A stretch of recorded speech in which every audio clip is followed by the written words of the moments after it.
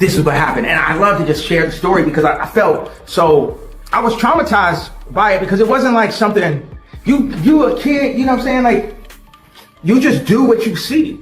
And then you're told that it's wrong afterwards. And then you're told it's wrong, and then you're made to be embarrassed about what you did, and or it's like, this is who you are for the rest of your life. That shit was like blocked out of my head for like 10 years. And I knew that once that it was expressed, because I had people around me that was like, yo, take it to your grave. It's like getting over the fear, bro. Kanye West is stirring up chaos again, and this time. Listen, if you like it, I love it. I'm following your lead on this. This is uncharted territory. These are conversations we never had in hip hop. This is uncharted territory. Please forgive me for all my response. I don't know what to say on this. I gotta pray. Oh man, all right. It's got nothing to do with music, sneakers, or Sunday service. Kanye West seemingly admits to performing sexual acts on his cousin after they saw two men kissing in an X-rated magazine when they were kids. I s***ed my cousins till I was 14. What happened at 14? Taste buds get a little stronger. Puberty starts to kick in. Your taste buds either get stronger or they change. You don't eat the same things you did when you was a kid. Kanye is so mad that Shannon Sharp took the headline. Like, you admitted to a what y'all don't know is that in Paris wasn't about the country. I forgot. Paris was the name of a person. My cousin, I'm gonna be honest with you, I saw that headline. I said, what am I supposed to do with this information? Well, I my cousin till I was 14. Okay. I don't think you stop. Once you get that oral fixation, you know what I'm saying? People that used to smoke cigarettes don't stop. They move on to something else. Vapes or the nicotine gum. You always gonna have that oral fixation. Let me go look at the lyrics of this. We need to get through the wire. I need to see if we missed something. The cousin thing happens only one time because it was so hard to really express that. I talked to him about that, him and the whole team at the office and in front of the big screen. So I sat down with Dave. The Chicago icon just pulled off one of the strangest marketing stunts the internet's ever seen, leaving folks completely baffled, some disgusted, others entertained, but everyone talking. Kanye, when somebody bring up his name to you, what's your first thoughts? Kanye, he play crazy with who he want to play crazy with. You know what I'm saying? Like, yeah, that crazy when it's convenient. Yeah. You know what I'm saying? Facts. Yeah. Facts. Yeah, so. Yeah, I agree with you wholeheartedly on that, bro. That's what I think. Yeah. Yeah, exactly. When it's beneficial. Every time I see Kanye, I've seen Kanye about a year now, 2 years, about a year now ago. Was saying as a mother. What's up, Cam? You need some beats? I'm like, yeah, I'm fuck around. Yo, all right, cool, man. It's like, yo, I might fuck around with you tonight. You going to Tully? Like, I'm just going to Tully and Bob. I pause and like talking about beats. I'm like, all right, cool. 2 days later, going crazy on the news and all type of shit. Every time I see Kanye, he's perfectly fine. Yeah. And he be saying some true shit sometimes too. Yeah, off the wall. I mean, I've never seen a crazy Kanye personally.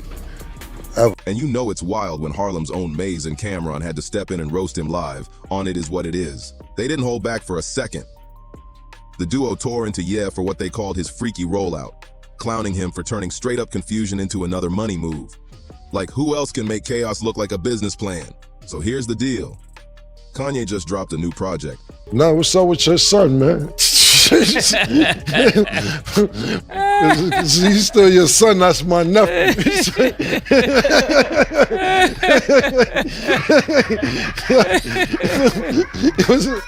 You know, that's your son, that's my nephew now.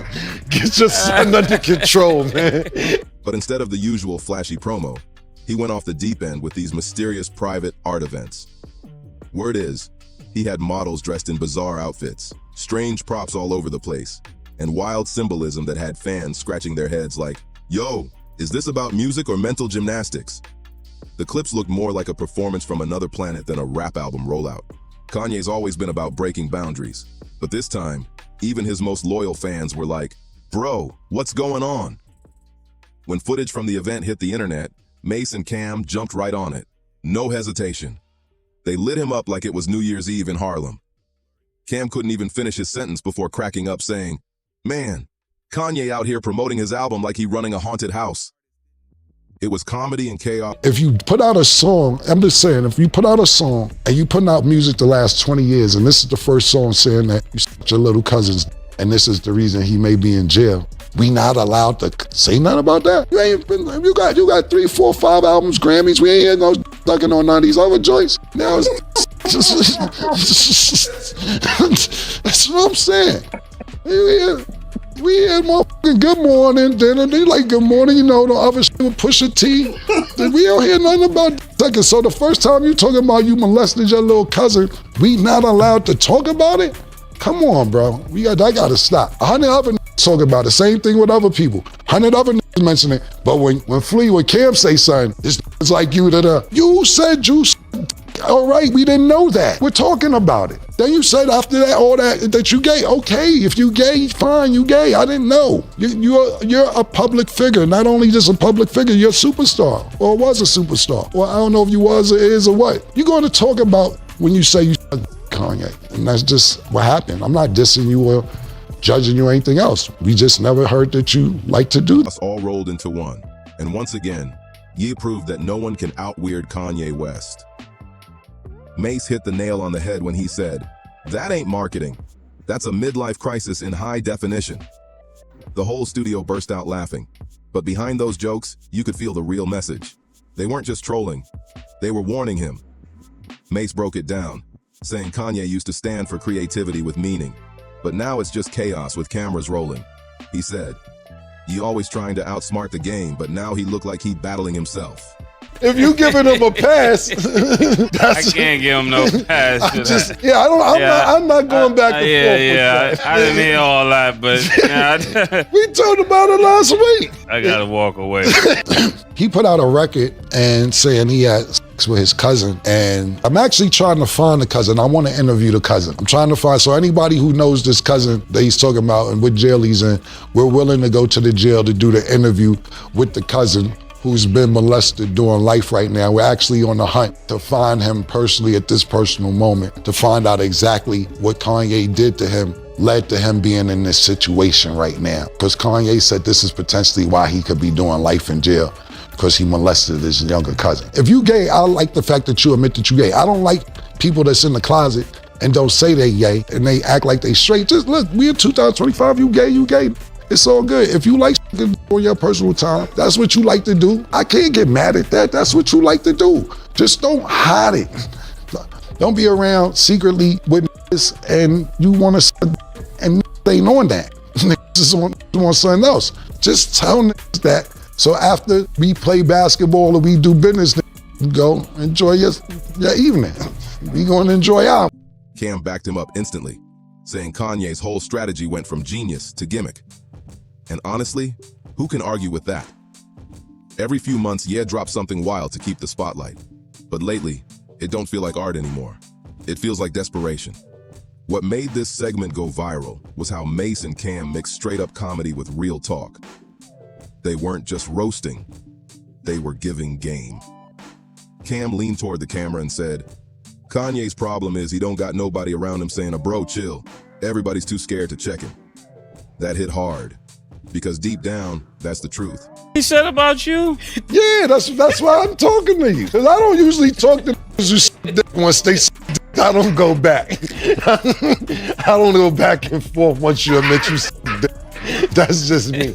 Well, real quick, just for context, can I read what he said? Because the audience is probably like, but what did he say? So, Ye, in a deleted tweet, he said, "How Cam say I'm doing anything bad for Chicago? Chicago loves me. I love Cam. It's like you that had me shook to release the song, but I ain't scared of y'all type of nigga. And thank you for making Dipset. You're a god. And you, by the way. And I got on my $2 million Dipset belt as I tweet. It might have been a phase.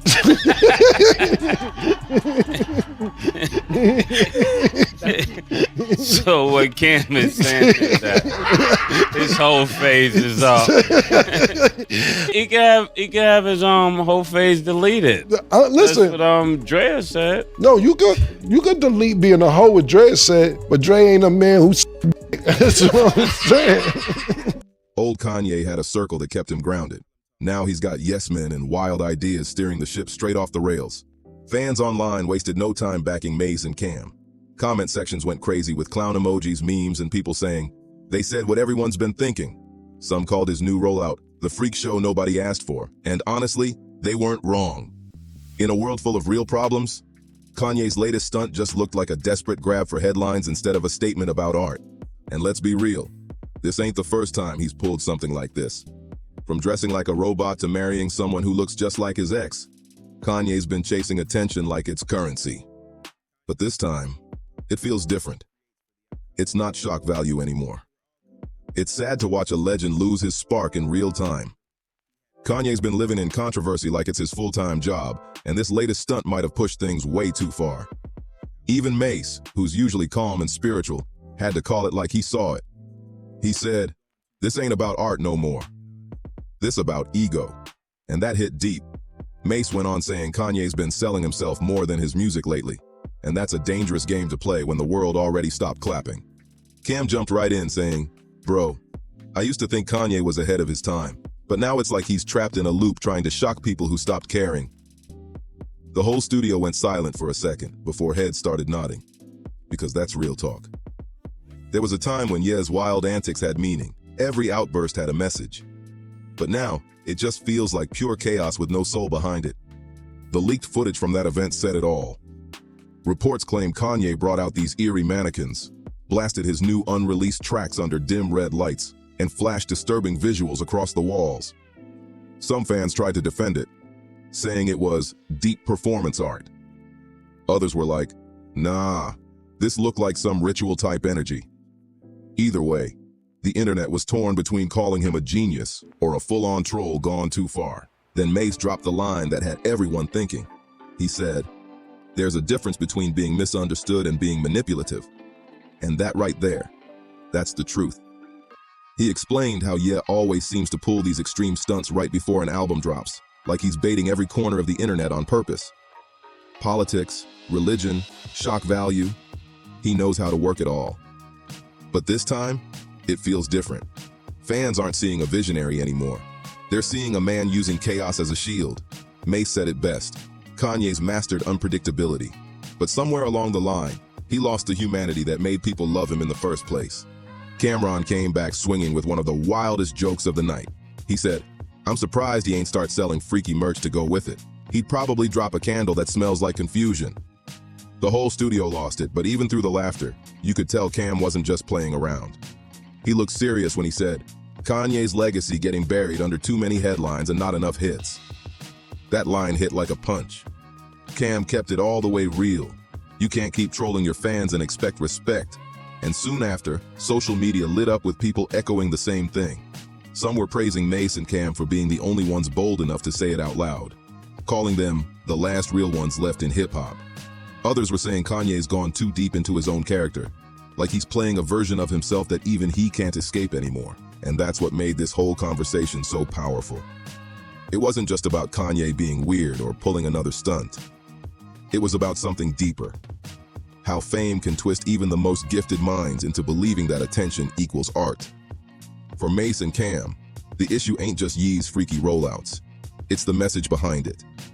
They're tired of seeing artists rely on shock value when they could just drop good music that speaks for itself. Mase said it plain and simple. If you need controversy to sell records, maybe the music ain't hitting like it used to. That line had fans cheering like it was gospel truth. What makes their words sting even more is the history. They actually know Kanye. They all came up in that same golden era where talent spoke louder than gimmicks. That's why their critique hits different. They watched Kanye rise from genius producer to world icon, and then slowly turn into a headline machine chasing the next viral moment. Mase got reflective and dropped one of the most quoted lines of the night. Back in the day, Ye had soul. He had passion. Now he just got Wi-Fi and followers. That bar spread like wildfire across the internet.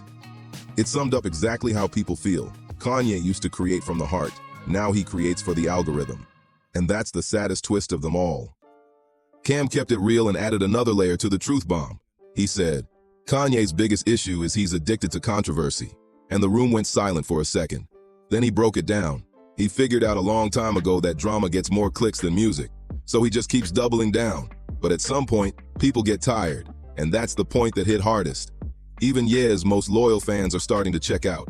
Every time he drops another wild idea, folks don't get excited anymore. They just roll their eyes. Then Mase came through with the deeper take. He took it to a spiritual level. Kanye's acting like a man trying to fill a hole that money and fame can't fix, he said quietly. You can have the whole world watching you, but still feel empty inside. The room went still after that. It wasn't even shade, it was wisdom. And that's the thing about Mase and Cam. They clown, but they teach too. Their humor always comes with truth baked in. Of course, Cam couldn't end it without tossing one more jab. Laughing, he said, watch, he probably gonna see this and drop a whole song about us next week. He loved attention too much to stay quiet. The crowd roared, but deep down, everyone knew he wasn't lying. Kanye's built to stay in the spotlight. Good or bad, he feeds off people talking about him. The clip blew up online within hours. Fans started posting side-by-side comparisons of Kanye's old music videos next to his new promo visuals, writing captions like, "This ain't the same, yeah." Even longtime supporters had to admit he's gone too far from what made him great. One viral comment summed it up perfectly. He used to push culture, now he just pushes buttons. What made the whole thing even crazier is that Mase and Cam weren't out to cancel Kanye. They were holding him accountable with honesty and humor. It wasn't hate. It was tough love from two legends who've seen what fame can do when it stops feeding your soul and starts feeding your ego. They weren't trying to tear Kanye down. They were trying to remind him that his real power always came from authenticity, not antics. Mase said it best. You can't preach genius if you lost your balance. That's Harlem talk for, you can't lead when you've lost yourself. And that line had the whole studio nodding in silence. It was deeper than gossip, it was a wake-up call. Once that episode aired, the internet exploded with reactions. Some people were giving Mase and Cam their flowers for keeping it real, saying they were the only ones brave enough to check a legend publicly. Others accused them of hating on Kanye's creativity, saying they were too old school to understand his art. But the truth? This wasn't hate. It was tough love Harlem style. The kind that don't sugarcoat, but still comes from a place of respect. Because when two legends like Mase and Camron speak on you, it's not about clout, it's about accountability. These are men who've seen the highest highs and lowest lows in fame. They've been idolized, they've fallen off, and they've climbed back up. They know what it's like to have the world love you one day and turn on you the next. So when they talk about Kanye, it's coming from experience, not envy. Cam broke it down plain and simple. We all got egos, but when your ego starts running your creativity, you become a puppet to your own image. That line hit like a sermon. Mase nodded and added, he used to fight for the culture. Now it feels like he's fighting for attention. And that's what made the whole conversation hit so hard. It wasn't just jokes. It was two OGs trying to pull one of the most influential artists of their generation back to the truth that made him great in the first place. Now he fights for clicks. That's the sad truth. Kanye went from inspiring people to straight up confusing them. But even after roasting him on air, both Mase and Cam made it clear. They weren't coming from hate, they were coming from heart. Cam said, "We not mad at him.